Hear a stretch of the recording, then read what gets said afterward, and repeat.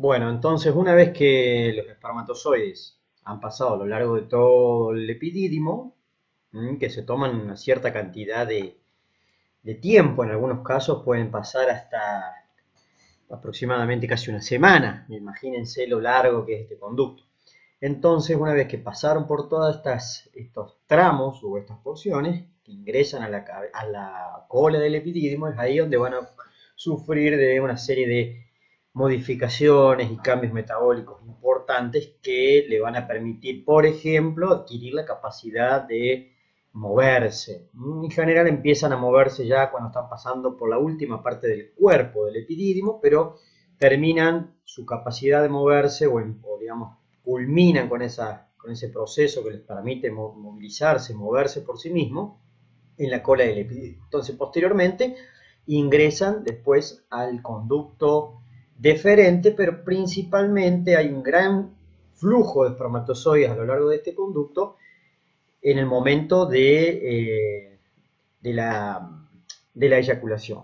Si no, gran parte de los espermatozoides van pasando a lo largo del conducto deferente y se van eliminando también, porque no es que se almacenan durante todo el tiempo, sino que van saliendo algunos espermatozoides y van eliminándose con la orina. En la cola del epidídimo es donde se almacenan, permanecen más cantidad de tiempo y es ahí donde sufren las mayores modificaciones. Bien, esto es lo que uno hace después del punto de vista de la reproducción animal. Una de las tantas examinaciones que se hacen es medir el perímetro del escroto, lógicamente que tiene en su interior ambos testículos. Entonces con esta regla, con esta especie de calibre, nos permite saber cuál es el diámetro escrotal y de esa manera más o menos también calcular cuánto, de acuerdo a ese perímetro y de acuerdo también a otros parámetros, como pueden ser el peso testicular y demás, nos da aproximadamente, ya esto hay tablas en los distintos libros de obstetricia y de reproducción animal, que nos indican aproximadamente cuánto podría ser de manera estimativa la cantidad de espermatozoides por gramo de tejido testicular. Ven acá dice espermatozoides por gramo de parénquima, que es la parte productiva del testículo. Entonces, de esa manera, uno puede estimar cuánto puede ser la producción diaria de espermatozoides y tener algún dato más o menos certero de, por ejemplo, la cantidad de dosis que yo le puedo sacar a ese toro en el caso de un centro de inseminación artificial o eh, cuántas vacas voy a poder, por ejemplo, inseminar con ese eyaculado que voy a poder retirar cuando hago extracciones artificiales. Bueno, y acá tienen la, más o menos el peso que pueden tener de ciertas razas de algunas especies de animales, de un toro de carne, un cerdo, un gato, un toro de la producción lechera, el hombre, el perro, bueno, hay varios.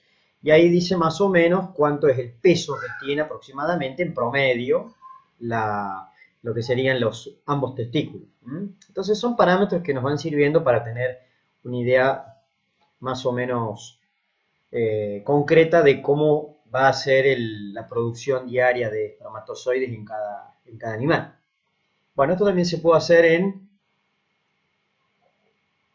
en otras especies, como por ejemplo el caballo, acá están usando un calibre, o también la medición con ultrasonido, que esto también se está aplicando a lo que sería la producción de ganado bovino, donde no solamente me permite tener una noción de cuáles son las dimensiones de los testículos, sino que también voy a poder observar si hay algún tipo de lesión, fibrosis o algún tipo de proceso neoplásico, que bueno, que puede ser indicativo de que ese testículo no va a producir de la misma manera que un testículo normal. ¿Mm?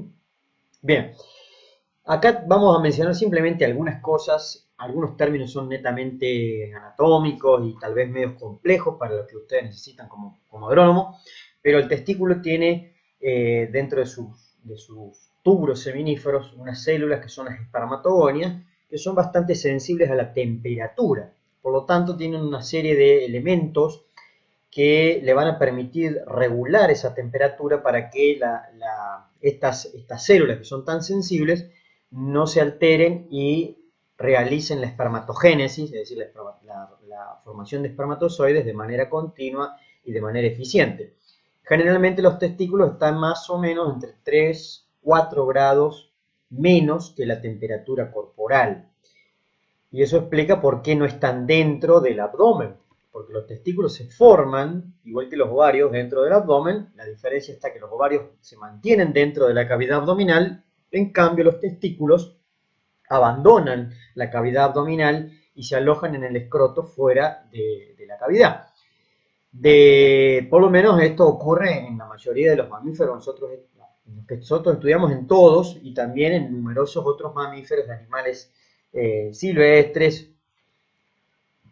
o animales exóticos.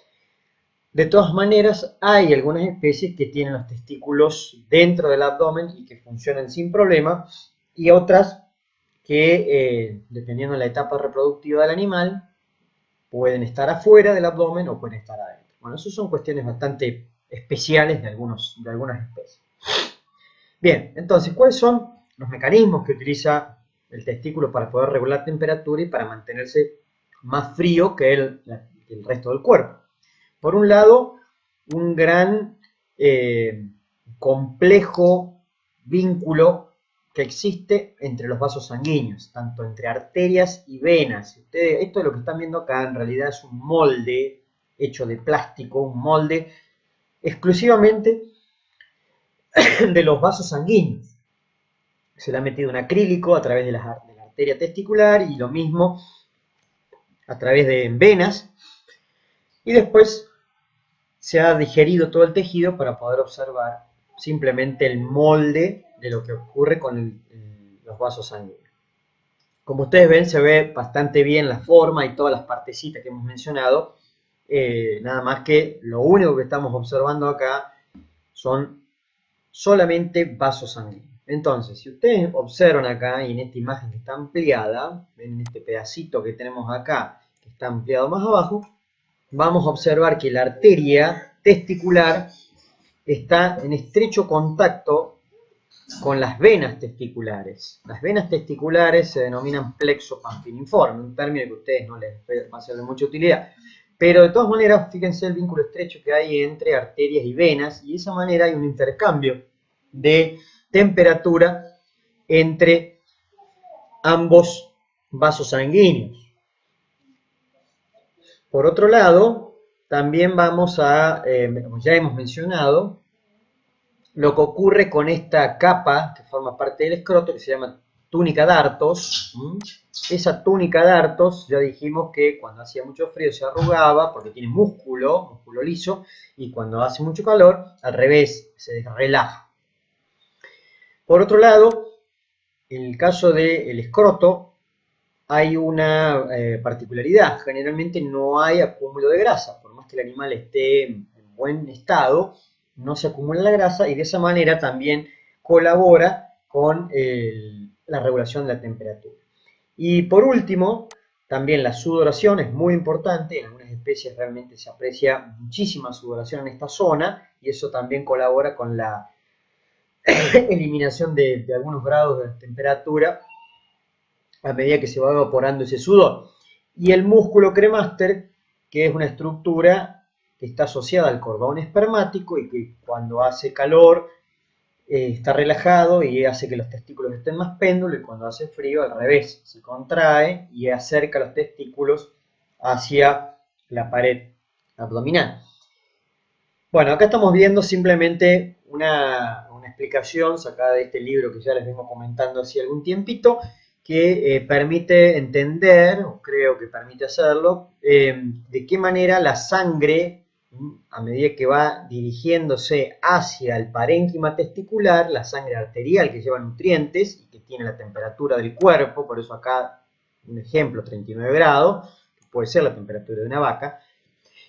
A medida que esa sangre se va acercando hacia el tejido testicular, va pasando en contacto estrecho con las venas, que son más superficiales.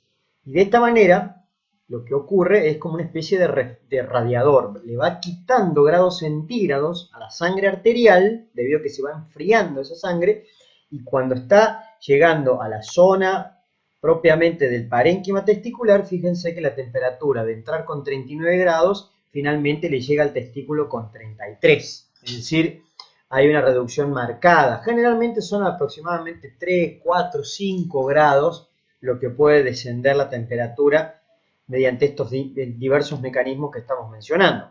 Entonces, fíjense, hay una transferencia de grados de temperatura desde la arteria, que está más caliente, hacia las venas, que van a estar más frías.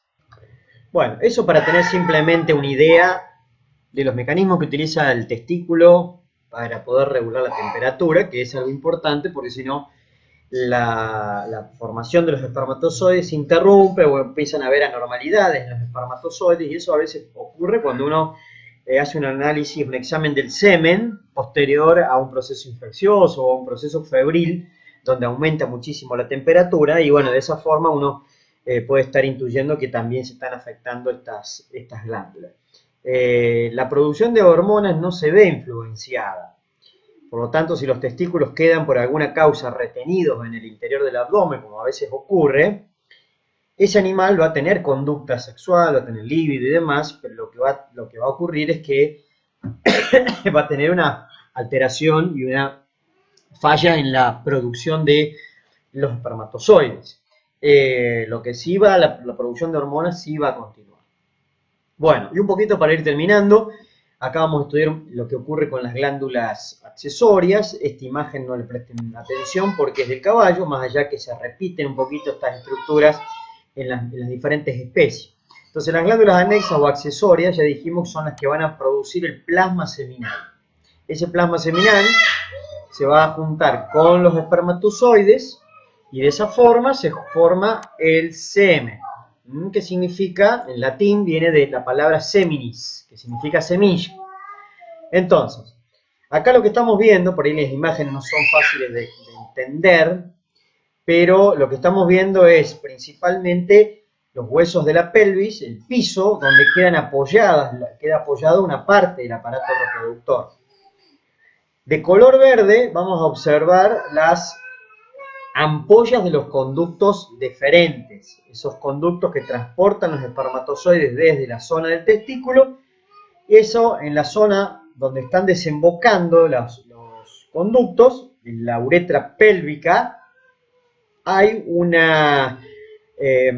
tejido glandular en esa zona que es considerado o son considerados las ampollas de los conductos deferentes, que están pintados en este caso de color verde para que se distingan de las otras.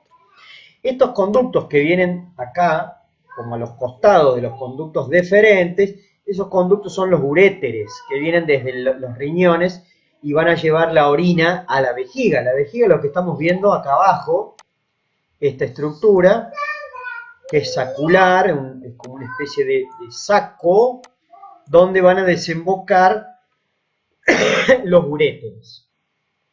Los conductos deferentes no desembocan en la vejiga. Los conductos desembocan, los deferentes, en la uretra pelviana. Justamente ahí es entonces donde también van a desembocar estas glándulas, que están pintadas de color amarillo, que son las glándulas vesiculares. ¿Sí? Las glándulas vesiculares. Esta que está de color rojo, muy chiquitita, con el número 3, en el caso del bovino, es muy pequeña, algo similar también pasa en los cerdos, es la próstata, que es una glándula impar, fíjense que está arriba, en la uretra, en el techo de la uretra, y las que están acá atrás de todo, en la posición más caudal, que también son muy pequeñas en los rumiantes, no así en los cerdos, son las bulburetrales, que están con el número 4. ¿Sí? Esto es de toro y básicamente se repite igual en un carnero o en un macho cabrío, que sería el famoso chivo. Acá estamos viendo el cerdo, que es otra de las especies que nos interesan. El perro lo dejamos de lado porque es bastante atípico comparándolo con los otros animales. Entonces estamos viendo más o menos el mismo panorama, lo único que cambia es el tamaño y la conformación de alguna de estas glándulas. Acá estamos viendo estos conductos que están más hacia el plano medio, hacia el medial, son los conductos deferentes, no hay glándulas ampulares o ampollas de los conductos deferentes en los cerdos, ¿sí? No está pintado de verde, ve que no aparece el color verde.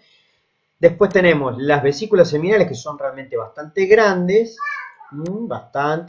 las vesículas seminales, la próstata que queda ahí tapada con el número 3, de color rojo, y las que le mencionaba hace un principio, que son las más voluminosas, las más grandes, son las bulbouretrales, ¿sí? Esas bulbouretrales son las que van a liberar una especie de moco, es como una sustancia media gelatinosa, que acompaña el eyaculado del cerdo y que el objetivo que tiene es generar como un tapón en el cérvix, en el cuello uterino de la cerda, intentando mantener o retener el eyaculado en el interior. Algo que ocurre básicamente en casi todas las especies, por lo menos las que estudiamos nosotros, es que más o menos cerca del 95% del eyaculado es eliminado del interior del aparato reproductor de la hembra. Es decir, que hay un montón de mecanismos que la hembra utiliza para despojarse del semen. ¿Por qué? Porque es todo un material extraño, no lo reconoce como propio, es un líquido y células que son totalmente extrañas para el cuerpo de la hembra, por lo tanto hay un montón de mecanismos que utiliza el aparato reproductor de la hembra que permite eliminar una gran parte del eyaculado. De todas maneras, con el remanente que queda en el interior, es suficiente como para poder producirse la fertilización. Entonces el cerdo tiene esa cierta ventaja que produce una especie de moco, una gelatina, con la intención de taponar el cérvix, tratando de evitar esa eliminación del eyaculado. De todas maneras, no es suficiente porque la hembra, la cerda, consigue, mediante un montón de mecanismos similares a otras especies, eliminar gran parte del eyaculado. Bueno, acá vamos a ver imágenes también más de tejido fresco, tejido vivo. En el caso de lo que sería el toro, ahí están los conductos deferentes con las ampollas, los conductos deferentes, la vejiga ahí abajo, siempre vinculada con este aparato. Generalmente el aparato reproductor y el urinario se estudian juntos, por eso se llama urogenital. ¿Por qué? Porque se desarrollan embriológicamente juntos y mantienen un montón de conexiones después y vínculos entre el aparato urinario y el aparato reproductor. No forma parte, no son parte del mismo sistema, pero sí comparten algunos tramos que son comunes. Por ejemplo, la uretra. En el caso del macho, la uretra, tanto pelviana como peneana, es una vía de salida del semen, pero también de orina. Entonces acá tenemos las ampollas de los conductos deferentes, estos son las vesículas seminales, acá hay una y acá está la otra. La próstata, fíjense que es muy chiquitita, no se distingue muy bien, muy chiquita. Y las glándulas bulbouretrales, que no las alcanzamos a ver porque están tapadas, para poder observarlas hay que quitar todos estos músculos que están acá, que son los que van a mantener también unido al pene, a los huesos de la pelvis, pero también músculos que son importantes durante la eyaculación. Bueno, y todo esto es la uretra pelviana, que está recubierta también por músculo involucrado, ese músculo se llama músculo uretral, esto está en inglés, músculo uretral que es importante para durante la eyaculación. Ese músculo se contrae y expulsa el semen, dependiendo de algunas especies lo hace con mucha potencia, como si fuesen chorros. Bien, y en el caso del cerdo, más o menos es parecido, la vejiga, estamos viendo acá abajo, que va a recibir orina, y ahí se ven los conductos deferentes, un conducto y el otro conducto, que no hay presencia de glándulas ampulares o ampollas, por eso no se ven dilatados. Acá se observa una de las vesículas seminales, fíjense que también son bastante generosas, son grandes las vesículas seminales del cerdo, bien voluminosas. La próstata, que queda como en el medio, y por acá, casi que también de un color bastante diferente, las glándulas bulbouretrales, que son bastante grandes en el cerdo y son las que de alguna forma van a producir esa secreción mucosa gelatinosa que trata de taponar el cuello uterino. Bueno, y por último vamos a ver algunas cuestiones vinculadas al órgano de la copulación, que es el pene. Se clasifica de dos maneras. A nosotros nos interesan estas especies que comparten básicamente algunas características anatómicas. son penes de tipo fibroelástico, es decir, hay una gran cantidad de tejido fibroso, de por sí ya tienen cierta turgencia, cierta consistencia el pene de estas especies, tanto del cerdo como los rumiantes, y algo que también poseen estas especies de manera compartida es la presencia de la flexura o la S sigmoide que tiene el cuerpo del pene. En el resto de las especies, simplemente a manera de información general, tienen otro tipo de pene donde van a requerir una mayor cantidad de flujo de sangre para que ocurra la erección. De todas maneras, en los cerdos y en los rumiantes también hay necesidad de cierta cantidad de sangre para que ocurra la erección, pero son menos dependientes debido a que ya el pene tiene cierta consistencia o cierta, no digamos rigidez, pero sí cierta turgencia.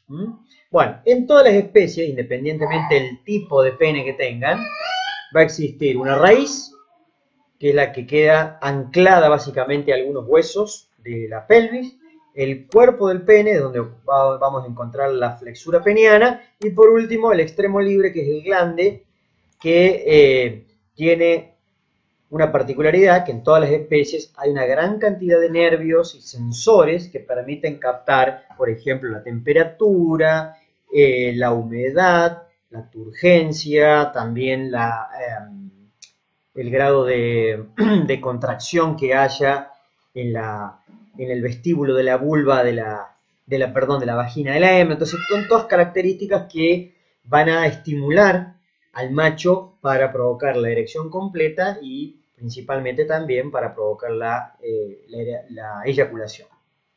Entonces es una zona que tiene una gran cantidad de sensores, y además permiten captar también el dolor. Bueno, ¿y cuáles son los tejidos eréctiles que vamos a encontrar en cualquiera de las especies, independientemente del tipo de pene que tenga? Vamos a tener dos cuerpos cavernosos, y un cuerpo esponjoso que va a estar rodeando la uretra. Estos tejidos son los que van a llenarse de alguna manera con sangre para permitir que el pene aumente de tamaño, tanto en grosor como en longitud. Acá estamos viendo el pene típico de un bovino, que también se repite en una oveja o en una cabra. Lo que estamos viendo es, esta parte corresponde todo lo que es la raíz del pene, toda esta zona. Acá vamos a tener el cuerpo, donde está marcada con el número 7 una de las partes de la flexura. Y por último, la parte libre del pene, que es todo esto que tiene como un color distinto, donde vamos a encontrar en el extremo el glande. El glande es muy chiquitito, en el caso de los rumiantes, y algo similar ocurre en el cerdo. En la especie que realmente es muy grande es en el caso del caballo. Entonces acá tenemos las tres partes típicas entonces del pene. La raíz, que está conformada por pilares, que son estructuras pares. Hay dos pilares que se juntan y esos pilares después que forman la raíz van a terminar uniéndose y formando el cuerpo del pene. Y bueno, y hacia el extremo más craneal va a aparecer la parte libre con el glande en su extremidad. Bueno, acá aparece una estructura muscular también, con el número 8, que es importante porque esa estructura muscular es un músculo que le va a permitir, cuando está relajado, que el pene se exteriorice y salga del prepucio, y cuando está contraído, va a permitir que el pene regrese hacia el interior del prepucio y quede en ese estuche, en esa vaina. Acá tenemos para comparar simplemente, esto es de caballo, este es el pene típico de los caballos, donde se observan al interior todos esos espacios, esos huecos, esos orificios, que son los cuerpos cavernosos. Acá hay dos, lo que pasa es que no se notan muy bien cuáles son los límites. Llega un momento que están muy juntos, ambos cuerpos cavernosos, y abajo, en la parte ventral, se observa la uretra, que está con el número 3, y alrededor también todo un tejido que la está rodeando, con muchas aberturas, con muchos espacios, que eso se llama cuerpo esponjoso. Así que acá tenemos cuerpo cavernoso, son dos, en realidad más o menos el límite debería estar por ahí, y abajo el cuerpo esponjoso. Si lo comparamos con el pene fibroelástico que tienen los rumiantes o el cerdo, no tienen tantos espacios, no hay tantas cavernas, no hay tantos orificios, y eso me está indicando que hay un claro predominio del tejido fibroso. Hay más cantidad de tejido fibroso que de tejido eréctil.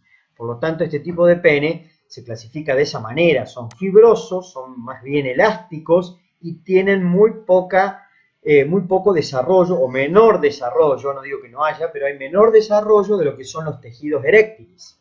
Acá estamos viendo los cuerpos cavernosos, que no tienen el aspecto que vamos a ver en un caballo, y acá está el cuerpo esponjoso, donde va a estar rodeando la uretra.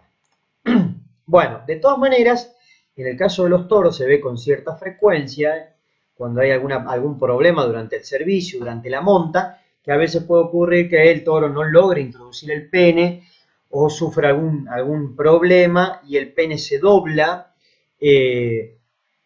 hasta tal punto de que se rompe parte de este tejido fibroso, incluyendo también parte de los tejidos eréctiles que están adentro, entonces se hacen grandes hematomas, se llena de sangre todo eso, y eso complica seriamente, por lo menos por un tiempo, la reproducción de esos animales. Eso es una patología que se ve con cierta frecuencia.